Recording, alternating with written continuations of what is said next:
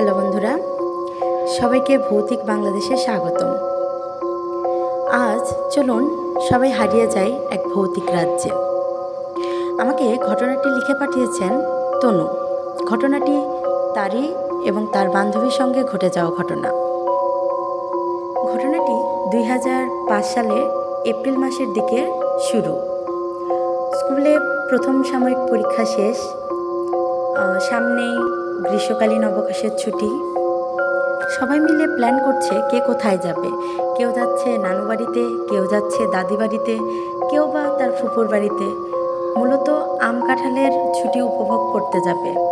তো এর মধ্যে তনু আর রত্নার মনটি খুব খারাপ, কারণ তারা দুজন খুবই ক্লোজ ফ্রেন্ড। একজন আরেকজনকে ছেড়ে অনেক দিন থাকতে হবে।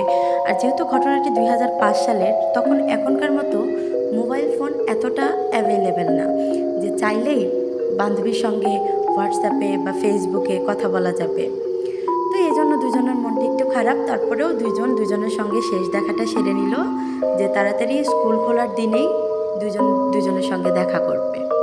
তো এর মধ্যে তনু চলে গেল তার দাদির বাড়িতে। সে সেখানে যে আম কাঁঠাল উপভোগ করলো, তার গ্রামের যে বান্ধবীরা আছে তাদের সঙ্গে নদীতে সাঁতার কাটা, মাছ ধরা, তারপরে ঝড়ে আম কাঁঠাল কুড়োনো, সব কিছু সে উপভোগ করলো। এর মাঝে তার মনটা একটু আনচান যে তার বান্ধবীর সঙ্গে তার এখনও কোনো খোঁজ খবর নেই। সে জানতে পারছে না তার বান্ধবী কীভাবে তার সময়টা কাটাচ্ছে। তো স্কুল খোলার অপেক্ষা, ছুটি যেহেতু শেষ, সবাই স্কুলে এসেছে, সবার সঙ্গে দেখা হচ্ছে, কিন্তু রত্না স্কুলে আসেনি। তো স্বভাবতই তনুর মনটি খুব খারাপ। আর রত্না বলে রাখা ভালো, সে অনেক ভালো স্টুডেন্ট। স্কুল বাদ সে দেয় না কোনো জটিল কারণ ছাড়া। তো সেদিক থেকে তনু একটু চিন্তিত যে কোনো অসুবিধাই হলো কি না, তার বান্ধবী স্কুলে আসেনি। তো যাই হোক, তো সে দেখলো যে দেখি কালকে আসে কি না। তো পরদিন যখন স্কুলে আসলো, তখন দেখে তার বান্ধবী আজকেও স্কুলে আসেনি। তার মনটা আসলেও এবার একটু খারাপ বেশিই হয়ে গেল এবং দুশ্চিন্তাও লাগছে যে কী ব্যাপার। তো রত্না তো স্কুল বাদ দেওয়ার মানুষ না। তো যাই হোক, টিফিনে তার আরও 2-3 জন বান্ধবী মিলে ঠিক করলো যে রত্নার বাড়িতে যেয়ে তার খোঁজ খবরটা নেবে। তো যথারীতি টিফিন ব্রেকে তারা 4 জন মিলে আস্তে আস্তে চলে গেল রত্নার বাড়িতে। বাড়িতে যাওয়ার পর তারা স্বভাবতই পরিবেশটা একটু অন্যরকম মনে হলো। রত্না চুপচাপ ঘরের মধ্যে বসে আছে, মাথাটা নিচ দিক দিয়ে, তেমন কোনো তার সারা শব্দ নেই। আন্টির মনটাও একটু ভার। সে ব্যস্ত তার ছোট ছেলে রাজুকে নিয়ে। রত্নারা 2 ভাই বোন। রত্না বড়, রাজুর বয়স 5 বছর। রাজু আর রত্নার মধ্যে ভাব যেন 2 আত্মা 1 প্রাণ, এরকম। তো ভাই বোনকে ছাড়া বোঝে না, বোন ভাইকে ছাড়া বোঝে না। কিন্তু বাড়িতে যেয়ে দেখলাম ঘটনাটি কেমন যেন, মানে রাজু রত্নার কাছেই যেতে চাচ্ছে না।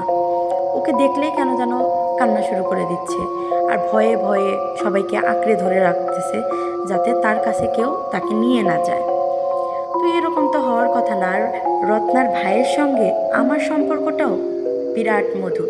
আমার যেহেতু কোনো ছোট ভাই বোন নেই, আমি একাই, এই কারণে ওর ভাইকে আরও বেশি ভালোবাসা, যেহেতু আমার বেস্ট ফ্রেন্ড তার ভাই, এই জন্য।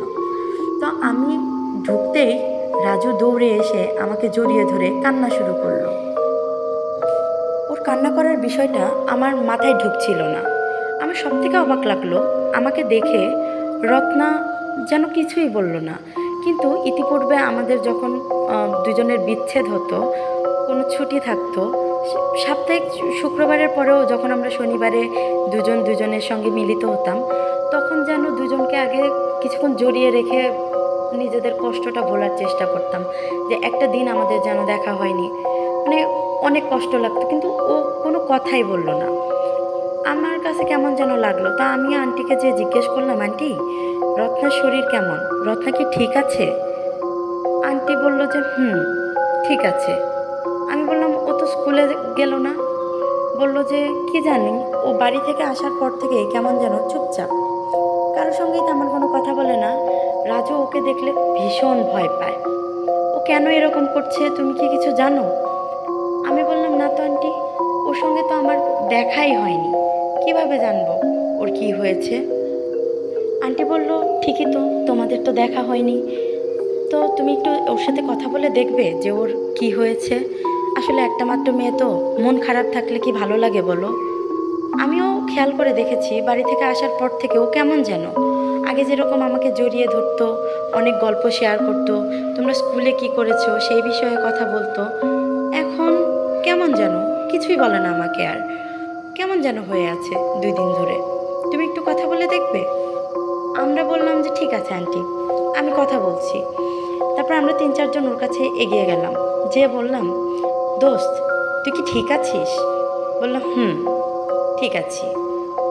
আমি বললাম, স্কুলে গেলি না যে? এমনি, ইচ্ছে করে না। আমার তোর স্কুলে যেতে ইচ্ছে করে না, যেখানে আমি স্কুলে না যেতে চাইলে তুই আমার বাসায় এত রাস্তা যে আমাকে ডেকে নিয়ে আসিস, আর তোর স্কুলে যেতে ভালো লাগে না? বলে হুম, সব সময় তো সব কিছু ভালো লাগে না।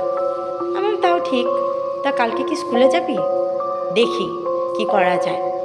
আমি বললাম, ও তাহলে চল না, আজকে বিকেলে যাই, দুজন একসঙ্গে কালুদের আম বাগানে আম পেড়ে খাবো, আর অনেক কথা বলবো, তোকে আমার অনেক কিছু বলার আছে। তখন বলতেছে ঠিক আছে।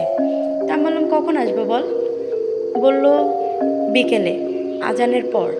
আমি বললাম আচ্ছা ঠিক আছে। তারপরে আন্টির কাছ থেকে বিদায় নিয়ে, রাজুর কাছ থেকে বিদায় নিয়ে আমরা স্কুলের পথে রওনা হলাম। বাকি সবাই বলা বলি করলো, ওকে একটু অন্যরকম লাগছিল না? রত্না তো এমন না, আমাদেরকে এক গ্লাস পানি পর্যন্ত জিজ্ঞেস করলো না, কিন্তু যে রত্না আমরা টিফিন না আনলে আমাদেরকে খাওয়ানোর জন্য একদম ব্যাকুল ব্যস্ত হয়ে যায়, আজ সে কিছুই বলল না, কথাও বলল না, কেমন যেন। আমি বললাম হয়তো ওর মন খারাপ বা শরীরটা ভালো নেই, এত চিন্তা করতে হবে না। ওই দিন স্কুল শেষে আমি তড়িঘড়ি করে বাড়িতে গেলাম। বাড়িতে যেয়ে আমিও ভাবছিলাম যে আমার বান্ধবীটা তো এমন নয়, তাহলে কেন এরকম হলো? ঠিক আছে, এত ভাবার দরকার নেই, বিকেলে তো যাচ্ছি, কথা হবে, কথা বলে জেনে নিতে পারবো কি হয়েছে ওর। বিকালে আমি তড়িঘড়ি করে আজানের পরে বাগানের এক কর্নারে দাঁড়িয়ে আছি ওর জন্য। ও আসছে, ওকে দেখে আমার ভেতরটা একদম খুশিতে, একদম আত্মহারা, যে যাক আমি ওকে আবার কাছে পাচ্ছি, আমি জানতে পারবো ওর কি হয়েছে। ও আসলো, কেমন যেন রুক্ষ শুষ্ক, কেমন যেন।